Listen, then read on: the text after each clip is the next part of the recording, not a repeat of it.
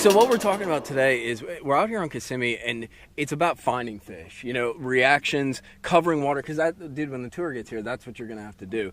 And there's two baits that you're talking to me about that you use to really kind of burn water, I guess, or X out water. What are you using, and why do you use them? Two baits I like to throw when I know there's fish around or moving up shallow. I like throwing a rattle trap and this chatterbait. And just, they're two baits that you can cover a lot of water, make long casts, get it through that grass, and it just triggers some bites that usually tend to be good ones. And so when you're talking about using these to kind of like cover grass and cover water, why are they so like good when it comes to like a search bait or like finding fish in these Florida kind of grassy lakes?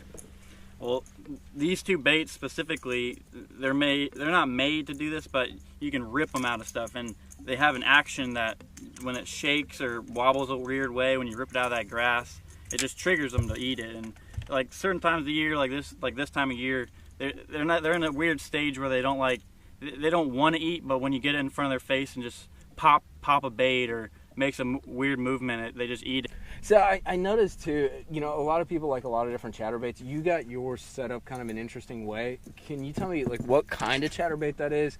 Is there a reason that you have that color, and what are you running as a trailer? I found the certain chatterbait that Bass Pro Shop sells. It's a Z-Man chatterbait, but this one has a really tight wobble, and it wobbles fast, and it triggers them when you pop it out of that grass. It doesn't have a big wobble, so it's really violent, and it gets them to eat it. The color I like to throw is this. It's kind of a greenish with a white. It imitates a bluegill or a shiner, and when they're moving up shallow, anything that is going to feed on their eggs or their babies is going to piss them off. So I like throwing something like that.